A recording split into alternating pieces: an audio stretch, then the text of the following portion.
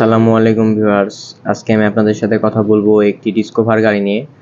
So এই গাড়িটির সমস্যাগুলো হচ্ছে যে স্পিড উঠছে না এবং তেল মাইলেজ কম যাচ্ছে, গিয়ারের সমস্যা দেখা দিচ্ছে, গিয়ার ঠিক মতো নিউট্রাল হচ্ছে না, ঠিক মতো পড়ছে না।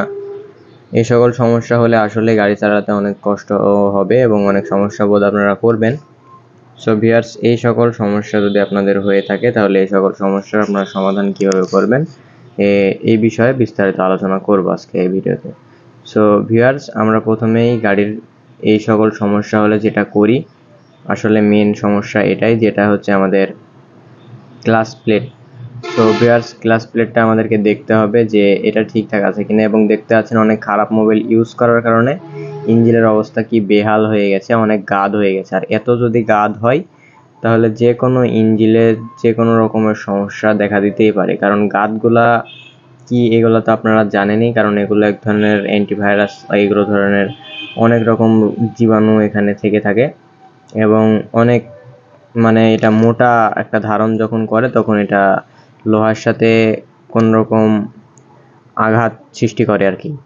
সো ভিউয়ার্স, আমরা এই যে ক্লাচ প্লেটগুলো খুলে ফেলছি এবং আমরা ক্লাচ প্লেটের যে স্প্রিংগুলো সুন্দর মতো করে বের করে ফেললাম। এখন আমরা বের করব হচ্ছে আমাদের ক্লাচ বাটি। এই বাটিটি বের করতে হলে আমাদেরকে সর্বপ্রথম যেটি করতে হবে সেটি হচ্ছে যে আমাদেরকে এই নাটগুলো খুলতে হবে এবং অতি যত্ন সহকারে একটি রেঞ্জ লাগবে আমাদের এখানে। সো ভিউয়ার্স, এই যে এটা আমাদের খোলা হয়ে গেছে, এখন আমরা এটা বের করে নেব। অনেক হিট হওয়ার কারণে এখানে আমরা নেকড়ার ব্যবহার করে ফেলেছি। সো এই যে দেখতে পাচ্ছেন যে আমাদের ক্লাচ প্লেটগুলো কিন্তু একদম বেহাল, নষ্ট হয়ে গেছে। সো গাইজ দেখুন, এই যে একটি একটি করে ক্লাচ প্লেট দেখেন, ক্লাচ প্লেটগুলো এত ক্ষয় হয়ে গেছে বলার মতো না। সো এই কারণেই আর কি আমাদের স্পিরিটটা উঠছে না এবং এটার এই যে এই বাটিগুলোও খেয়ে ফেলেছে। তো এটার এখন সমস্যার সমাধানটা আমরা আপনাদেরকে দিব, যে সমাধানটা আপনারা দেখবেন। তো ভিউয়ার্স, আমরা ওই বাটির উপর কি কভারটি লাগিয়ে ফেলছি এবং আমরা এখানকার নাটটি সুন্দর মতো লাগিয়ে দিলাম। তো গাইস, আমাদের কাছে একটি নতুন সেট আছে, এই যে এটি হচ্ছে নতুন সেট। তো আপনাদেরকে আগেই শুরুতেই বলেছি যে আমাদের বাটিটা খেয়ে ফেলেছে। তো বাটিটা ফুটো এবং খেয়ে ফেলার ব্যাপারে পাতলা হওয়ার কারণে আমরা এখানে নতুন বাটি ব্যবহার করেছি। তো ভিউয়ার্স, এই যে ক্লাচ প্লেট যেগুলোকে বলে, তো প্লেটগুলোকে অবশ্যই আপনারা দেওয়ার আগে মোবিল ইউজ করে নেবেন এখানে, আর অবশ্যই ভালো মোবিল ইউজ করবেন। এখানে কিন্তু পোড়া মোবিল একদম ইউজ করা যাবে না ভিউয়ার্স। তো এই যে দেখতে পাচ্ছেন আমরা বাটিতে সুন্দর করে একে একে পরিয়ে ফেলছি। এই বাটিগুলা ক্ষয় হবে না একটি কারণ বলি কি করলে ক্ষয় হবে না, যদি এই ক্লাচ প্লেটগুলো নষ্ট হয়ে যায় আর যদি আপনারা চেঞ্জ করে ফেলেন তাহলে আপনাদের বাটিগুলো ঠিক থাকবে, বাটিগুলো ক্ষয় হবে না। আর যদি ক্লাচ প্লেট নষ্ট হওয়া সত্ত্বেও আপনারা এই প্লেটগুলো চেঞ্জ না করেন, গাড়ির সমস্যা বোধ আপনারা যদি কোনো সার্ভিসিং পয়েন্টে না নেন, তাহলে এই ক্ষেত্রে আপনার বাটিটি চেঞ্জ করা লাগতে পারে, আপনার বাটিটি ক্ষয় হয়ে যাওয়ার সম্ভাবনা থাকে। সো ভিউয়ার্স, এই গাড়িটির ঠিক এই কারণেই আমাদের বাটিটি ক্ষয় হয়ে গেছে গাইস।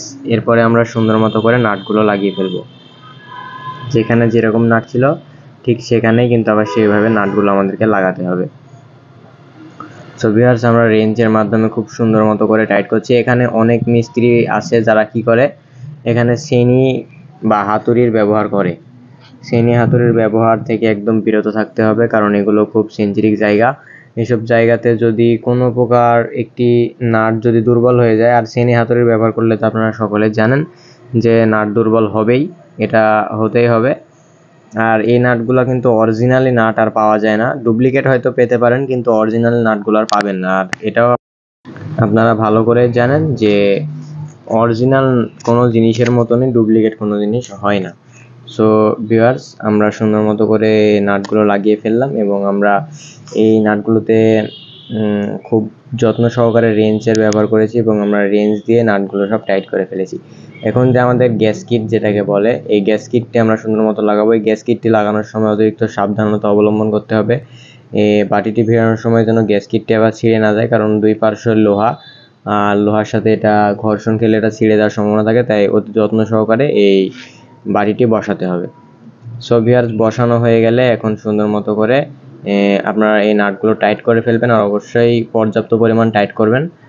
ইঞ্জিন খোলার পরে মানে ইঞ্জিনে কোনো প্রকার কাজ করার পরে আপনারা অবশ্যই এখানে ভালো মোবিল ইউজ করবেন। যে ইউজ মোবিলটা ড্রেন করেছেন সে মোবিলটি দ্বিতীয়বার আর ড্রেন করার চেষ্টা মানে দ্বিতীয়বার আর তোলার চেষ্টা করবেন না। অবশ্যই ভালো মানের একটি অরিজিনাল মোবিল, প্যাকেটের গায়ে সিল সব কিছু দেখে মোবিলটি ক্রয় করে তারপরে আপনারা মোবিলটিকে ইউজ করতে পারেন। গাইস, যদি আপনারা ভালো মানের মোবিল ইউজ করেন তাহলে দেখা যাচ্ছে আপনাদের ক্লাচ প্লেটটা দীর্ঘস্থায়ী হবে এবং আপনাদের ইঞ্জিনে যদি গাঁতগুলাও থাকে, এমনও মোবিল কিন্তু বাজারে পাওয়া যায় যে ইঞ্জিনে ঢালার পরে মোবিলগুলা অনেক কাজ করে, মানে কি ইঞ্জিনের গাঁতগুলাকেও পরিষ্কার করার কাজ করে। সো গাইস, এরকম মোবিল আপনারা দেখে ইউজ করবেন। আর অবশ্যই মোবিলগুলা আসল হতে হবে, খাঁটি মোবিল হতে হবে, ডুপ্লিকেট মোবিল হওয়া যাবে না। ডুপ্লিকেট মোবিল হলে দেখতেই তো পেলেন যে কেমন ইঞ্জিনে গাদ হয়ে গেছে। গাইস, এই যে দেখতে পাচ্ছেন এখন আমরা ক্লাসের তার যেটা আছে সেটা আমরা অ্যাডজাস্ট করে নিচ্ছি। আমাদের ক্লাসের তারটা অ্যাডজাস্ট করা হলে এখন আমরা কিকার শেপটি লাগিয়ে ফেলবো। কিকার শেপটি লাগানোর পর আমরা গাড়িটি স্টার্ট করে ফেলবো এবং একটি মোবাইল ঢালবো। সো গাইস, এই ছিল আজকের আমাদের ভিডিও। পরবর্তী ভিডিওর জন্য অপেক্ষা করবেন। যারা ফেসবুক থেকে দেখছেন তারা আমাদের পেজটিকে ফলো করে দেবেন, আর যারা ইউটিউব থেকে দেখছেন তারা আমাদের চ্যানেলটিকে সাবস্ক্রাইব করে দেবেন।